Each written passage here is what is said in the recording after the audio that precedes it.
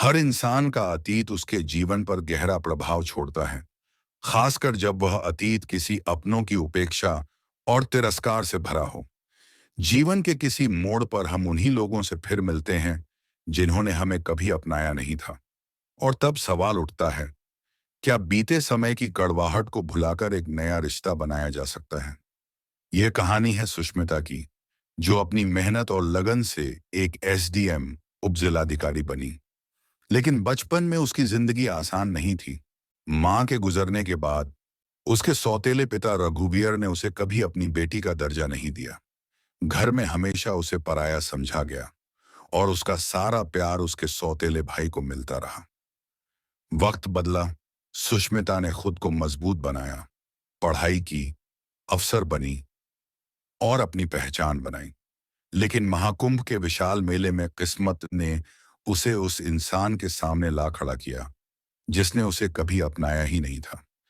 अब सवाल यह था, क्या वह अपने अतीत की कड़वाहट को भुलाकर अपने सौतेले पिता की मदद करेगी, या फिर उन्हें उसी तरह नजरअंदाज कर आगे बढ़ जाएगी जैसे उन्होंने बचपन में किया था। यह कहानी है पछतावे, माफी और रिश्तों की नई परिभाषा की। महाकुंभ भारत की सबसे पवित्र और भव्य धार्मिक सभाओं में से एक है। यह हर 12 साल में एक बार आयोजित किया जाता है और हिंदू धर्म में इसे मोक्ष प्राप्ति का द्वार माना जाता है। इस महासंगम में लाखों श्रद्धालु और संत गंगा, यमुना और पौराणिक सरस्वती के संगम में डुबकी लगाने आते हैं। महाकुंभ का आध्यात्मिक महत्व। मान्यता है कि महाकुंभ में स्नान करने से सारे पाप धुल जाते हैं और मोक्ष की प्राप्ति होती है। यहाँ हजारों साधु संत, नागा बाबा, अघोरी, किन्नर अखाड़े और महामंडलेश्वर एकत्रित होते हैं। पूरे क्षेत्र में गूंजते मंत्र, भजन, कीर्तन और सन्यासियों की धुनी आध्यात्मिक वातावरण को और गहरा बना देते हैं। मेले की भव्यता और विशालता। महाकुंभ दुनिया का सबसे बड़ा धार्मिक मेला है जिसमें लाखों करोड़ों लोग शामिल होते हैं। यहाँ आने वाले श्रद्धालु दूर दूर से आते हैं, कुछ पैदल, कुछ बैलगाड़ियों में, तो कुछ ट्रेनों से। प्रशासन द्वारा अस्थायी टेंट सिटी, भोजनशालाएं और स्वास्थ्य शिविर लगाए जाते हैं। सुरक्षा के लिए पुलिस, सेना और प्रशासन की विशेष टीमें तैनात की जाती हैं। व्यापार और सांस्कृतिक रंग। महाकुंभ सिर्फ एक धार्मिक आयोजन ही नहीं, बल्कि व्यापार और सांस्कृतिक गतिविधियों का भी केंद्र होता है। यहाँ कपड़े, धार्मिक पुस्तकें, मूर्तियां, औषधियां, रत्न, मालाएं और साड़ियां बेचने वाले दुकानदार दूर दूर से आते हैं।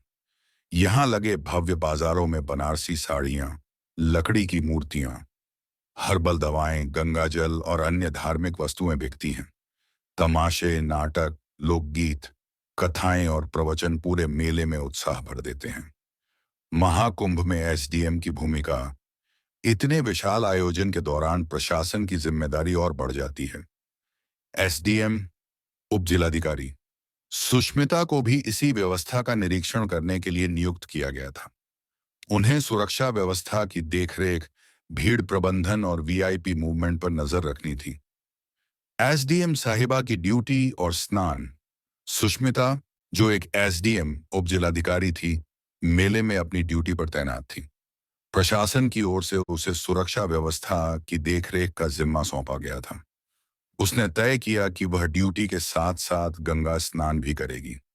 स्नान के बाद घाट के पास घूमते हुए उसकी नजर साड़ी की एक दुकान पर पड़ी। साड़ी की दुकान और चौंकाने वाला मंजर। गंगा स्नान के बाद एसडीएम सुष्मिता मेले के गलियारों से गुजर रही थी। चारों तरफ दुकानें सजी थीं। कोई पूजा सामग्री बेच रहा था, कोई रंग बिरंगी चूड़ियां, तो कोई मिट्टी और लकड़ी की मूर्तियां। इन दुकानों के बीच एक जगह थी जहां सुंदर पारंपरिक साड़ियां टंगी थीं। गहरे लाल, रॉयल ब्लू, चमकीले पीले और हरे रंग की कढ़ाईदार साड़ियां। सुष्मिता का मन ठिठक गया। उसे अपनी मां याद आ गई, जो हमेशा इस तरह की साड़ियों को बड़े चाव से देखा करती थी। वह अनायास ही उस दुकान की ओर बढ़ गई। वह एक साड़ी की दुकान पर रुकी तो दुकानदार को देखकर उसकी सांसें थम गईं। यह कोई और नहीं, उसका सौतेला पिता रघुवीर था। वही आदमी जिसने उसे कभी बेटी नहीं माना। रघुवीर भी उसे पहचान चुका था और उसकी आंखों में पछतावे के आंसू छलक पड़े। कांपते हाथों से उसने सुष्मिता का हाथ पकड़ लिया, जिस हाथ को उसने कभी सहारा देना जरूरी नहीं समझा था। अतीत की गूंज, बचपन के जख्म फिर से हरे हुए। सुष्मिता के दिमाग में पुराने दिनों की फिल्म चलने लगी। मां के गुजरने के बाद का संघर्ष। जब वह सिर्फ 7 साल की थी, उसकी मां एक बीमारी के कारण चल बसी। उसकी मां का जाना ही उसके जीवन का सबसे बड़ा दर्द था। लेकिन उससे भी बड़ा दर्द था रघुवीर का व्यवहार। मां के गुजरते ही रघुवीर पूरी तरह बदल गया। अब वह एक पिता नहीं, बल्कि सिर्फ एक सौतेला आदमी रह गया था। सुष्मिता को कभी बेटी जैसा प्यार नहीं मिला, बल्कि उसे एक बोझ की तरह देखा जाने लगा। घर में परायापन और सौतेले भाई का अत्याचार। घर में हमेशा उसके सौतेले भाई को ज्यादा प्यार और महत्व दिया जाता। सौतेला भाई हर वक्त उसे नीचा दिखाने की कोशिश करता और रघुवीर इसे नजरअंदाज करता। जब वह पढ़ाई करना चाहती तो उसे डांट कर रसोई में भेज दिया जाता। उसके सपनों की कोई कीमत नहीं थी, क्योंकि वह सौतेली थी। उसने कितनी ही बार चाहा कि रघुवीर एक बार प्यार से उसे बेटी कहे, लेकिन वह दिन कभी नहीं आया। रघुवीर की बेरुखी और तिरस्कार। जब उसने 10वीं की परीक्षा अच्छे अंकों से पास की, तब भी रघुवीर ने कभी शाबाशी नहीं दी। उसने कहा था, लड़कियों को ज्यादा पढ़ाने से क्या फायदा, शादी करके दूसरे घर चली जाएगी। जब वह कॉलेज जाना चाहती थी, तो उस पर ताने कसे गए, तू कोई कलेक्टर बनेगी तो बनेगी क्या। लेकिन सुष्मिता ने हार नहीं मानी। उसने खुद मेहनत की, पढ़ाई जारी रखी और एक एसडीएम बन गई। उसने अपनी मेहनत से वह मुकाम हासिल किया, जिसे देखने की रघुवीर ने कभी कल्पना भी नहीं की थी। वर्तमान में लौटना। जब वही आदमी लाचार था, अब वही रघुवीर, जिसने उसे कभी अपनाया नहीं, आज बूढ़ा, कमजोर और अकेला खड़ा था। वह गली गली साड़ियां बेच रहा था, क्योंकि जिस सौतेले बेटे को उसने खुद परवरिश दी, उसी ने उसे घर से निकाल दिया था। जिसने कभी सुष्मिता को सहारा नहीं दिया, आज वही उसकी दया का मोहताज था। बेटी, आज तेरे सौतेले भाई ने मुझे घर से निकाल दिया। मैं तुझे पराया समझता रहा, लेकिन असली पराया तो मेरा अपना बेटा निकला। महाकुंभ के उस विशाल मेले में सुष्मिता का मन एक युद्ध भूमि बन चुका था। सामने उसका सौतेला पिता रघुवीर था, वही जिसने उसे कभी बेटी नहीं माना। आंखों में आंसू, चेहरे पर पछतावा, हाथ कांपते हुए वह अब सहारे की उम्मीद में खड़ा था। लेकिन सुष्मिता के दिल में बीते समय के घाव फिर से ताजा हो गए। क्या वह माफ कर दे, या फिर उसे उसी तरह अनदेखा कर दे जैसे उसने बचपन में किया था। बदले की आग या इंसानियत। सुष्मिता के अंदर दो आवाजें टकरा रही थीं। पहली आवाज गुस्सा और बदले की भावना। यही सही समय है। जैसे इसने मुझे अपनाया नहीं, वैसे ही अब मैं इसे छोड़ दूं। जब मैं छोटी थी, तब यह कहाँ था। क्या तब इसकी आंखों में मेरे लिए आंसू नहीं थे। मुझे इस घर में हमेशा पराया समझा गया। अब इसे मेरी मदद की जरूरत क्यों है। अगर मैं इसे माफ कर दूंगी, तो क्या मेरे दर्द का कोई मतलब नहीं रहेगा। दूसरी आवाज इंसानियत और रिश्तों का एहसास। लेकिन मैं इसकी तरह नहीं बन सकती। मैं एक जिम्मेदार इंसान हूं। यह अब बूढ़ा और लाचार है। अगर मैं भी इसे छोड़ दूं, तो मैं भी वैसी ही हो जाऊंगी जैसी यह मेरे लिए थी। कभी कभी वक्त इंसान को बदल देता है। शायद इसे अपनी गलती का एहसास हो गया हो। क्या बदले से कुछ हासिल होगा, या फिर मैं इसे एक मौका दे सकती हूँ। अतीत के घाव बनाम वर्तमान की सच्चाई। जब वह छोटी थी, उसे खेलने नहीं दिया जाता था। हर वक्त रसोई और घर के कामों में लगा दिया जाता। पढ़ाई के लिए संघर्ष करना पड़ा, कोई प्रोत्साहन नहीं मिला। जब उसने एसडीएम बनने की तैयारी शुरू की, तब भी इसे कोई उम्मीद नहीं थी। मुझे बोझ समझने वाला आज मुझसे सहारा मांग रहा है। लेकिन अब वही रघुवीर, जिसने उसे कभी अपनाया नहीं, आज उसे बेटी कहकर पुकार रहा था। उसकी आंखों में एक सच्चा पश्चाताप झलक रहा था। अगर इसे इसकी गलती का एहसास हो गया है, तो क्या मैं इसे माफ नहीं कर सकती। अंतिम फैसला। क्या सुष्मिता ने माफ किया। सुष्मिता ने कुछ पल के लिए आंखें बंद की। उसने अपनी भावनाओं को काबू में रखा और एक गहरी सांस ली। फिर उसने अपना पर्स खोला और कुछ पैसे निकालकर काउंटर पर रख दिए। रघुवीर चौंक कर बोला, ये क्या कर रही हो बेटी?